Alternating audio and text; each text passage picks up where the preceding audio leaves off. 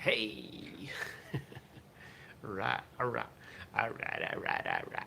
I'm here. You're here. It's Friday. There's coffee. It's not snowing anymore. It's a good time for a show. And I'm ready. I'm ready. So let's do this. And here we go with the show in three, two.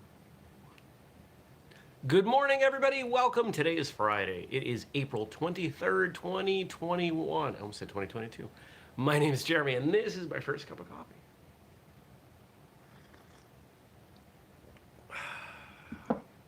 There we go. The thumbnail image for this episode is my pepper plants on the table over there. Thought I would show you. Got a couple of them that are starting to look good. Two of the peanuts have kind of popped up. The rest of them haven't. That soil drained way too quickly. One of the challenges with using the heat mat under there is that things dry out quickly. So, watered them.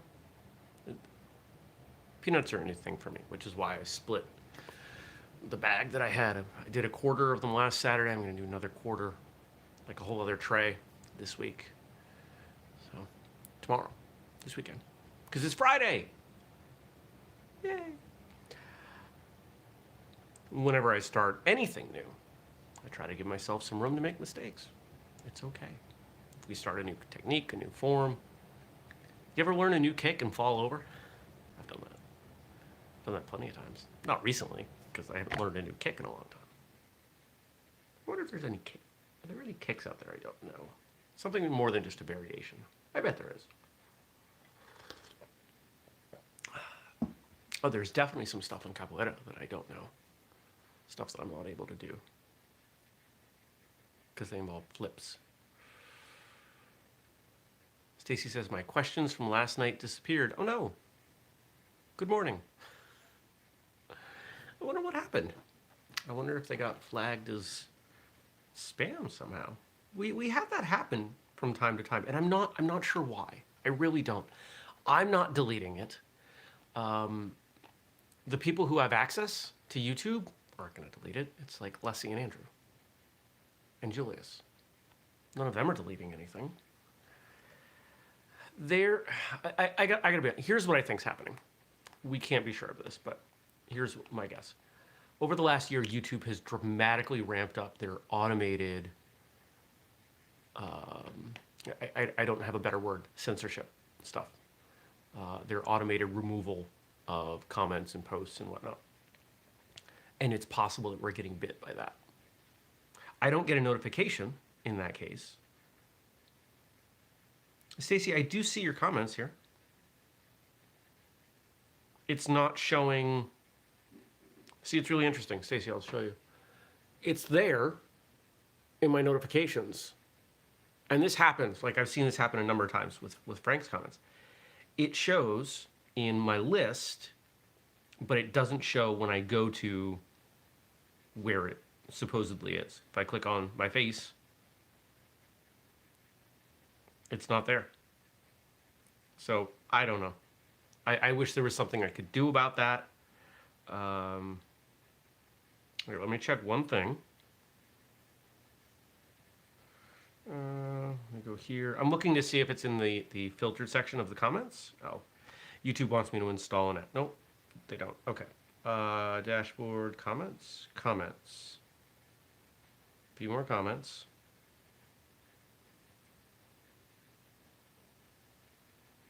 And I'm going to held for review, and there's nothing under held for review. So theoretically, those don't exist. I wish there was something I could do. It's really frustrating. I'm sorry.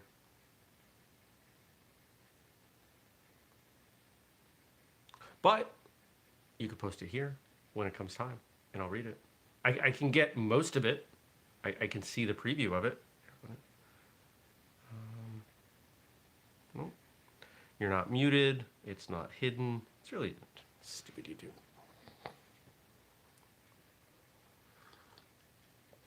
For now, we will continue to broadcast the show on YouTube. At some point, it may make sense that we change. I don't know. I'm not stuck to this being on YouTube, but even with these problems, it is the best platform for this.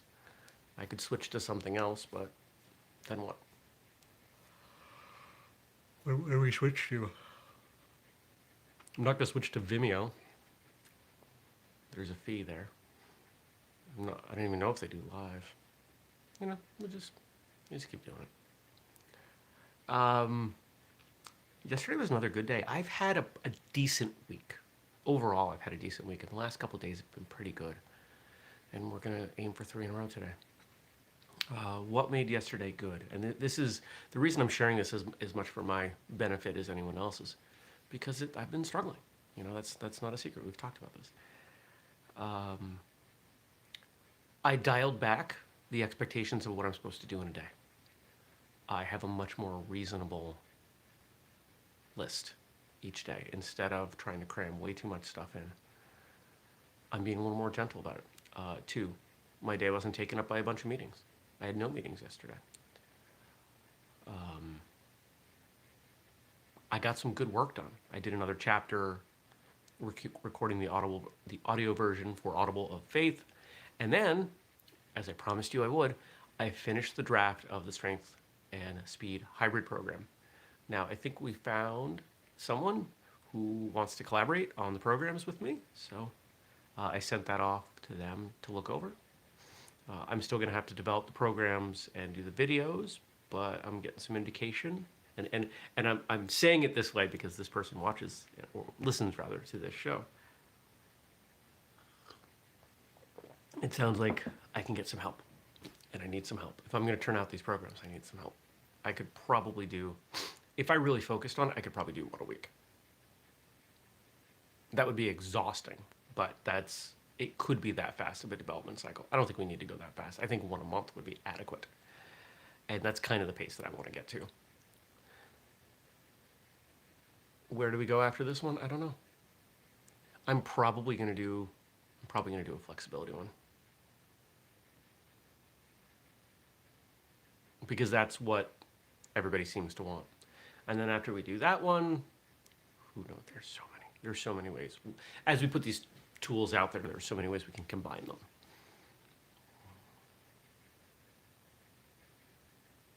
And the Strength and Speed hybrid is likely going to have a commercial version for schools, because I can see the way that as I was developing it, I realized this actually could fit very well within a school context. I can see this. So let me put that out there. If you're a school owner or in charge of curriculum at a school, and that is of any interest to you, I want to hear from you. I want to know. Email me, jeremy@whistlekick.com. I want to know. I want to bounce some things off you, I think, basically.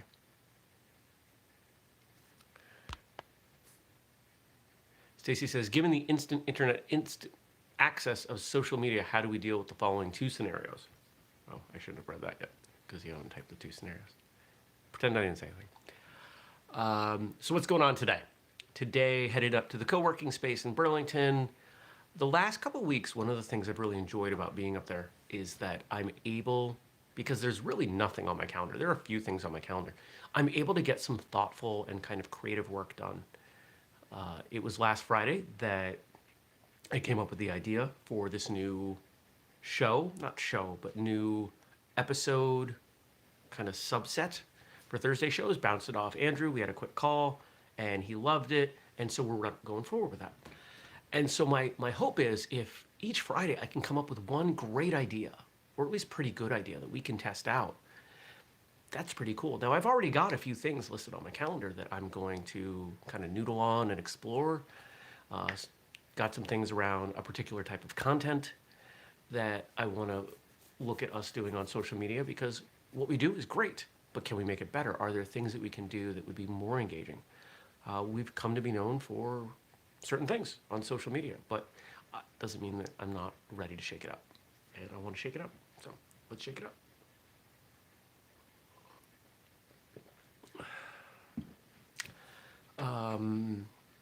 Typically when I'm up there, I will stick around for a drink. So I'll probably stick around, have a drink, starting to get to know some people, make some friends. There's a guy up there that I've had a drink with the last couple of weeks, Nick, and got to meet his wife last week. They are full-time professional writers. They write books on Amazon. That is their job collectively. That's all they do. I don't get the impression that they're terribly wealthy, but I also don't get the impression that they have like outside money or anything. Like they're making it. They're making a go of it. And so I've picked their brain a little bit, and they're more than open to talk to me. And as we do more and more with books, it's given me some ideas on how we can flesh that out and do a little bit better. Because I'll be honest, the main thing that we were doing to monetize this business before was around selling product on Amazon. Here's a great example of why I am possibly done with Amazon outside of books. There are a couple uniforms. I think it's the size 3 of the original version of the Prime Taekwondo uniform that are on Amazon that somehow have been labeled as needing a hazardous material declaration sheet. Something in the automated system determined that's not the whole product, but just that size needed a safety data sheet.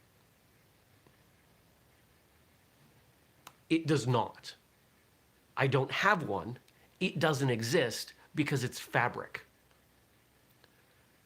I have been trying to get Amazon to change this for 6 weeks. I reach out to them. I open a case, and they wrote back, and they're like, "You have to do this." I'm like, "But in your own information that you're posting here, you're telling me if this isn't right to let you know. I'm letting you know." And we have repeated this process. And the last one I received, and now I've apparently escalated up the chain because it takes over a week for anybody to reply.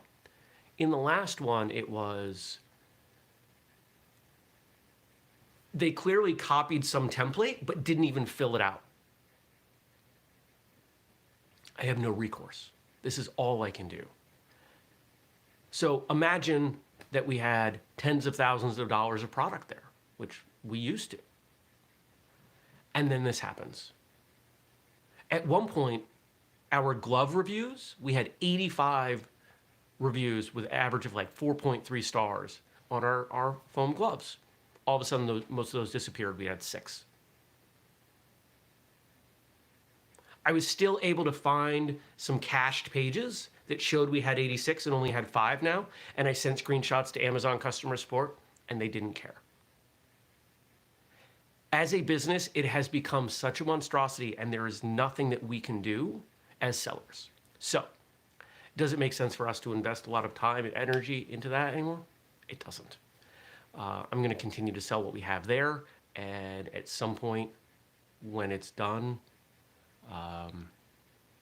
when what we have there no longer covers the expenses, and it's a fine line. We make about $50 a week on Amazon right now. Once that becomes 0, I'm just gonna stop.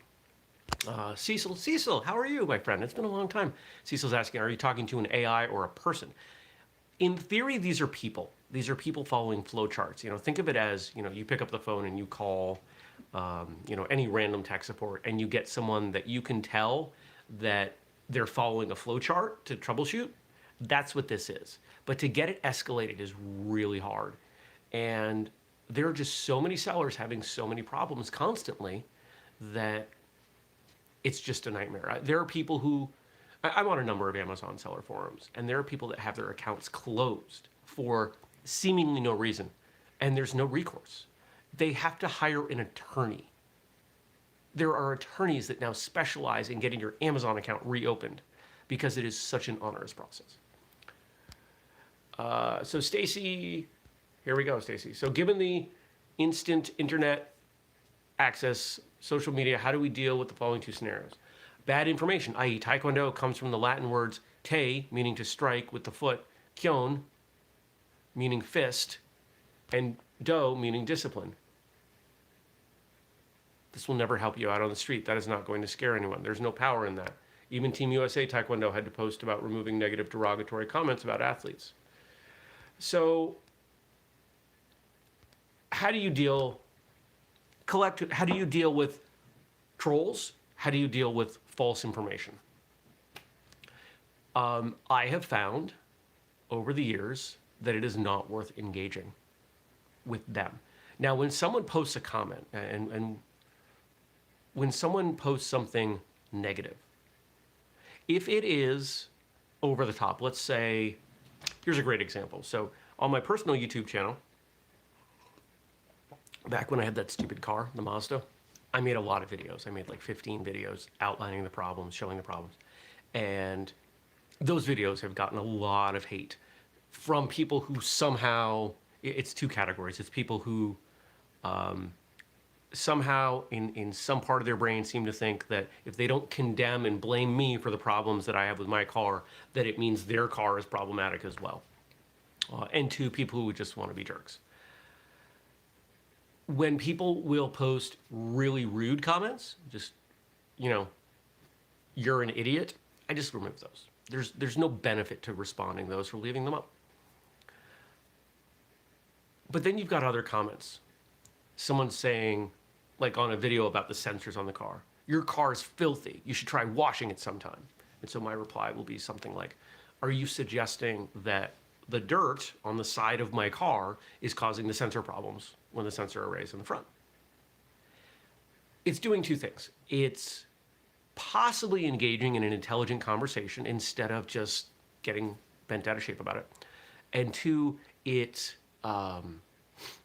shows other people who are reading those comments that I actually read those comments. That's the main value there. Now, in terms of bad information, people are just going to have bad information. If people,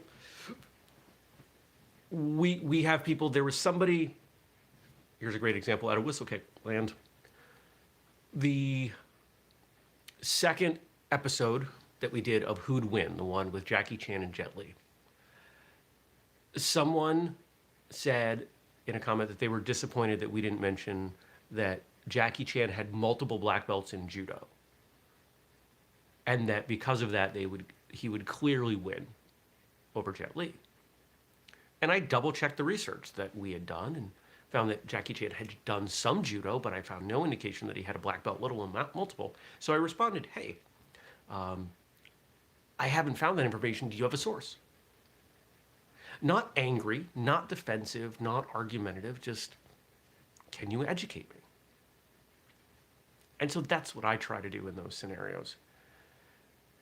We tend to have this attitude collectively that if somebody's wrong and we know they're wrong, that we should do something about it. Can't. It's not the way the world works anymore.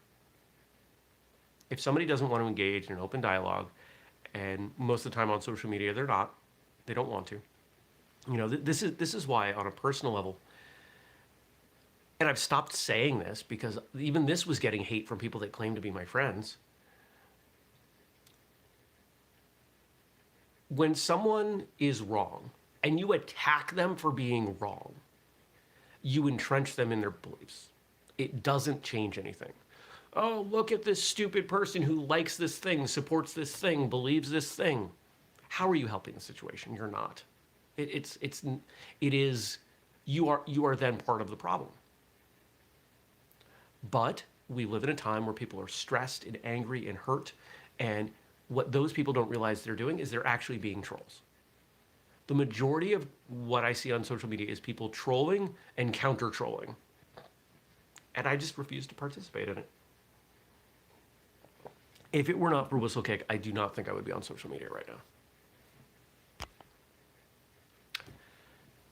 Well, that was a lot. That was good stuff. All right. So next thing I want to do is I want to apologize to Frank, because Frank did leave us some stuff for yesterday. And it was kind of the same thing that happened with Stacy's comment. It's not showing up. And I said that Frank hadn't Facebook messaged me, and he did, but I missed it.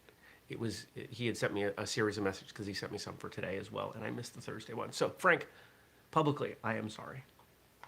Frank works hard to make sure I've got good stuff, and he does a lot of the back end, and I really do appreciate him. And the last thing I want anybody to think is that, oh, and now the Thursday ones are showing up. See, this is crazy. This is the Wednesday episode, and the stuff for Thursday is here now. It wasn't there. Super weird, YouTube.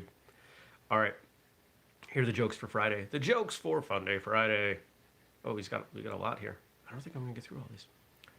Chuck Norris doesn't read books. He simply stares the book down until he gets the information he wants. That's a great one. Why did Shakespeare only write in pen? He couldn't decide which type of pencil to use. A 2B or not a 2B. Someone asked me why I keep sitting at the back of my wardrobe and reading a book. I said, that's Narnia business. These are some of the best ones you've done, Frank. I went into the local library and asked if they had any books on floor panels. No, the librarian replied. We keep them on shelves here. Just read a book on Stockholm Syndrome. Started off terribly, but thought it was great by the time I finished it. Oh my God. If you don't know what Stockholm Syndrome is, that's not going to be funny to you.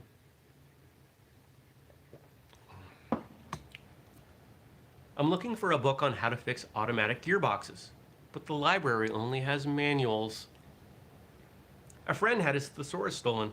He's lost for words. I'm going to finish these. These are too good. I went to the doctor and told him I kept dreaming that I had been writing The Hobbit. He said, don't worry.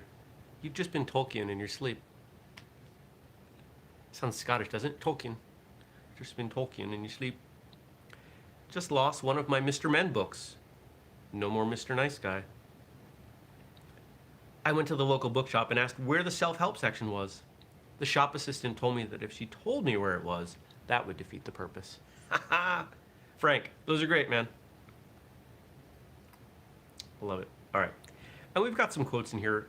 Tonight is World Book Night. This night was started to encourage adults to read, whereas World Book Day is aimed at getting young children to read. I think if we exclude audiobooks, I write more than I read, which is kind of weird. But I have a lot to say. And I have a hard time finding books that I enjoy. I do. I like audiobooks, and I tend to find an author, and right now it's an author-narrator combination that I really like, and I'm just following that to the end. I'm gonna listen to, whatever verb you want to use, this guy's writing with this other guy's voice until there's no more, because they're both really good. Pretty formulaic, you know, kind of post-apocalyptic sort of thing. In fact, if you like the novel that I wrote, you'll probably like the stuff that the author's name is Tom Abrams. You'll probably like the stuff he writes. Not hard to see that there was some inspiration there. I think I definitely took it in my own direction. When I read another chapter of that yesterday for Audible, I found another typo. It's hard to edit books. So many typos. Reading makes a full man. Meditation a profound man. Discourse a clear man. Benjamin Franklin. I think it's important to read. I think it's important to... What is reading? Reading is considering the thoughts of someone else. Reading is not the only way to do that. At the time that Ben Franklin made this quote, it was the primary way. You had written word. That was about it. You could go to a lecture, you could go see someone speak, but there was a restriction on that just based on proximity. Now, we've got plenty of ways to instantly communicate, like this one, and you can hear my words and other people's words, and you can watch TV and movies. There's a lot of ways to engage with information and other thoughts from other people, and I think that's a good thing, and I think you should do that. I don't think it has to be reading. There are plenty of people who don't like reading. I had 8 years of school beating terrible books into my head and forcing me to memorize passages and learn stuff about it that honestly the teachers didn't even fully grasp. My philosophy teachers in college were far better, but I had teachers in high school, you know, making us read The Tempest as a book when it's some of the hardest reading you're going to do. What's the point of that? How did that help me? I thought I hated Shakespeare until I watched Othello, the Kenneth Branagh, Lawrence Fishburne version. I think I even have a DVD of that over there somewhere, because it's that good. Whoa, crazy. Watching a play is a better way to engage with a play rather than reading all of the parts yourself in your head. We don't do that to anything else. Here, this is music class. I want you to go read this sheet music in your head and imagine what it sounds like.